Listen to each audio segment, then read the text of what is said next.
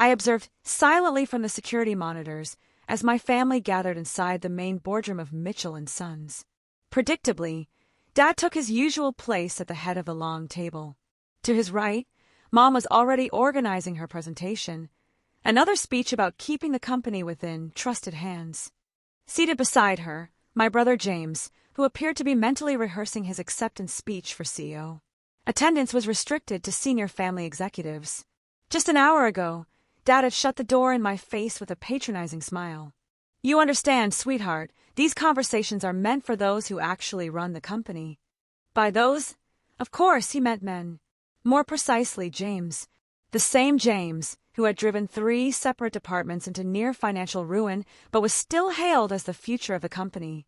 Why? Because he supposedly embodied the Mitchell spirit. Thomas, my assistant, appeared at my office door. "Ms. Mitchell, the shareholders are waiting in the video conference room. They're eager to meet the mysterious investor who's accumulated 67% of company shares over the past year." What my family never realized, never cared enough to question, was that while they were grooming James to inherit the company, I had quietly been acquiring stock. Through anonymous firms and silent investment channels, I had slowly built a controlling interest. Each time they shut me out, I bought more. Every promotion James received despite his constant failures pushed me to purchase another chunk of the company they thought only belonged to them. "The board is here, too," Thomas added, glancing at his tablet. "Although your parents assume they're just here to rubber stamp James's promotion." I couldn't help but grin, remembering the smug certainty of last week's family dinner. "The board meeting is purely a formality," Dad had said proudly, slicing into a roast. "They always back the family's decision. James takes the reins next week." "Do you think that's a wise move?" I'd asked cautiously, especially after the Anderson contract debacle. Mom had bristled at my tone. That wasn't James's fault. How could he have known the client would actually read the fine print? Maybe by reading it himself, I had thought bitterly. We lost our largest client because of that contract. "Now, Sarah," Dad had said, full of condescension, "why don't you leave business talk to those who understand it? Focus on your little investing hobby." That hobby had just handed me majority control over the company they treasured so much. "Your father's starting his speech," Thomas informed me, eyes on the screen. "Same message. How Mitchell men have guided the company since 1978. I glanced at my reflection in the office window. 35, professionally sharp in a tailored charcoal suit, and backed by a Harvard MBA. I might not look like the CEOs they expected, but I was one in every meaningful way. "James is presenting now," Thomas said. "He's laying out his vision for the company's future." I opened the slideshow from my laptop. Same old concepts. Recycled strategies he'd pitched for years, each more outdated than the last. Ideas entirely disconnected from where the industry was headed. "Now your mother's up," Thomas continued. "She's emphasizing tradition, keeping control in the right hands." Ah, yes, the right hands. Like James, the same James who squandered $40 million on a venture Dad had praised as bold just before it collapsed.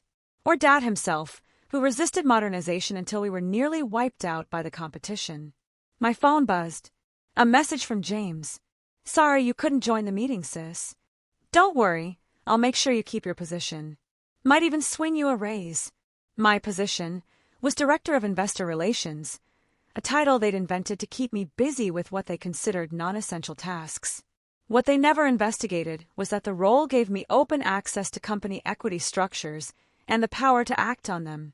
"Board chairman is ready," Thomas said, closing his tablet. "Everyone's in place, except, of course, the family, who still think James is about to be crowned." I rose to my feet. "Are the security teams in position?" He nodded. Once I entered that room, no one would be leaving until the new ownership was official. "Your father's wrapping up," Thomas said, watching the monitor. "He's making one last point about the Mitchell legacy being a man's responsibility." I adjusted the small CEO pin on my lapel and picked up the folder I'd prepared, containing documentation of James's past blunders, Dad's outdated directives, and the legal contracts confirming my majority ownership. "Ready?" Thomas asked. I paused, thinking of all the moments they dismissed me, every brilliant proposal they ignored, every empty title they handed me like a consolation prize, while celebrating James's incompetence simply because he was the right son for the job. The Mitchell name was about to represent something very different. I turned and headed for the boardroom. Let's go rewrite the family legacy. Through the glass wall, I saw Dad finishing his speech. And so, he concluded, Mitchell and Sons will proudly continue under strong male leadership. I caught Mr. Peterson's gaze, the board chairman, who gave a subtle nod. He had been among the first to discover who the anonymous majority shareholder really was. Just as they were about to vote, Mr. Peterson smoothly interjected. Before we proceed with James's appointment, there's one matter we must address, the recent changes in company ownership. Mom waved dismissively, her voice breezy. Oh, that's just minor stock reshuffling. Nothing of concern. She had no idea. Nothing that would compromise the family's control, Mom said confidently, clearly unaware of what the quarterly reports I had carefully compiled actually revealed. She'd never bothered to read them. Instead, she'd been too busy applauding James' crumpled, coffee-stained memos like they were strategic blueprints. Actually, Mr. Peterson interjected, his tone calm but deliberate, over the past year, a majority of company shares have been acquired by a single party. James chuckled, dismissive. Probably some clueless hedge fund. They wouldn't understand how our family business works. Our obsolete business model, I thought, recalling the innovation strategy I proposed last year, the same one they flatly rejected. A strategy I discreetly implemented through appointed proxy directors. That shift alone had led to our first earnings increase in half a decade. This investor, Mr. Peterson continued, now holds controlling interest in Mitchell and Sons. Dad's confident expression flickered. That can't be right. We monitor all major share transactions. Apparently not closely enough, I murmured, watching Mom frantically search through the documents she'd ignored for months, only now realizing what she'd missed. The current majority stakeholder, Mr. Peterson went on, has raised concerns about the strategic direction of the company, particularly regarding the CEO selection. James shot to his feet, face flushed with disbelief. Hold on, this is a family company. We choose our own leadership. Mr. Peterson offered a composed smile. Actually, the authority now lies with the majority shareholder. And they've already named a new chief executive. Mom's presentation remote slipped from her fingers and hit the table with a soft thud. But James is the next in line, she stammered. That's always been the tradition. Then perhaps, Mr. Peterson suggested, we should meet this mysterious investor before proceeding. Dad adjusted his tie, likely running through a mental checklist, thinking he could sweet-talk or intimidate this outsider into keeping James in power. Mr. Peterson rose from his chair and moved to the entrance. Ladies and gentlemen, please welcome your new majority shareholder and incoming CEO.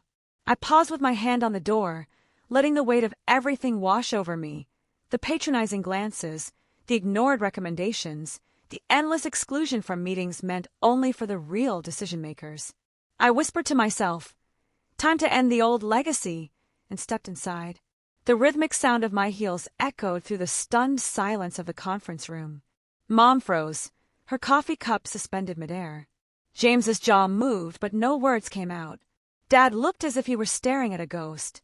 Good morning, I greeted smoothly, walking to the head of the table and taking the seat that had always been reserved for Dad. Shall we talk about the future of Mitchell and Sons? I clicked the remote. Or rather, Mitchell and Daughters. This has to be a joke, James barked, eyes wide. Tell me this is a joke. A joke, I replied, tilting my head. Do you mean the part where I legally own the company, or the part where you lost our biggest client because you didn't read the contract? I pulled up his performance file on the screen. Let's evaluate your qualifications for CEO, shall we? Dad finally found his voice. Now see here, young lady. No, Dad. I cut in coldly, changing the slide to reveal the company's financial graphs. You see here, the red line represents our trajectory under your leadership. The blue one, that's the result of the silent structural changes I implemented last year. The room was quiet except for the shuffle of papers and the subtle nods of board members, many of whom had seen their investments grow since I took indirect control. But the family's voting shares, Mom said weakly. I held up a thick folder. You mean these? I asked, The ones you never kept track of? Because Sarah just does paperwork. I smiled. Every time you disregarded my input, I bought more. Every time you elevated James despite failure, I acquired another block. You can't do this, James shouted. I'm next in line. Next in line to what? Ruin us. I tapped to the next slide, his complete record. Let's recap. The Thompson Project, $15 million gone. Western expansion, a $40 million loss. The digital overhaul you gave up on because you said it was too technical. That mistake alone cost us a chunk of our market presence that we're still trying to recover. Dad pushed back his chair and stood. This isn't how we run things. The Mitchell name belongs to me now, I interrupted calmly, along with 67% of the company's voting power. I paused to let that sink in. And my first action as CEO? A new leadership structure. I clicked again. The screen displayed a revised executive chart. James' name was conspicuously absent. James, I addressed him directly, you're being reassigned to external relations. It's a non-executive role. No signing authority, no budget access. He slumped in his chair, the fight visibly draining from him. Mom, Dad, I continued, you may retain your board seats as minority members, but any operational decisions. I smiled. They'll now require CEO approval.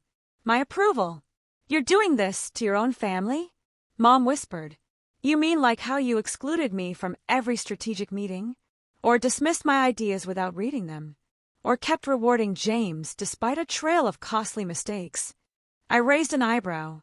You mean that kind of loyalty? We were upholding the company's traditions. Dad insisted. No, I said firmly. You were preserving outdated beliefs about who deserved to lead. And it almost cost us everything. I turned to the board members. You've all reviewed the quarterly numbers. Since my indirect influence began, profits have risen by 40%.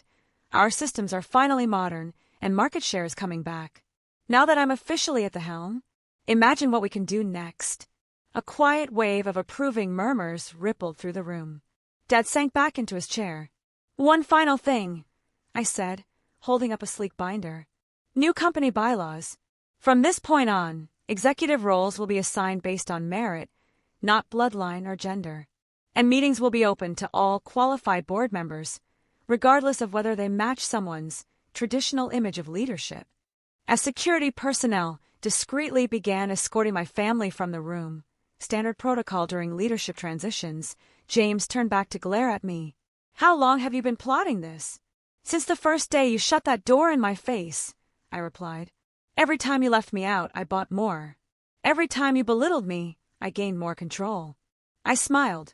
So really you did this to yourselves. After they were gone,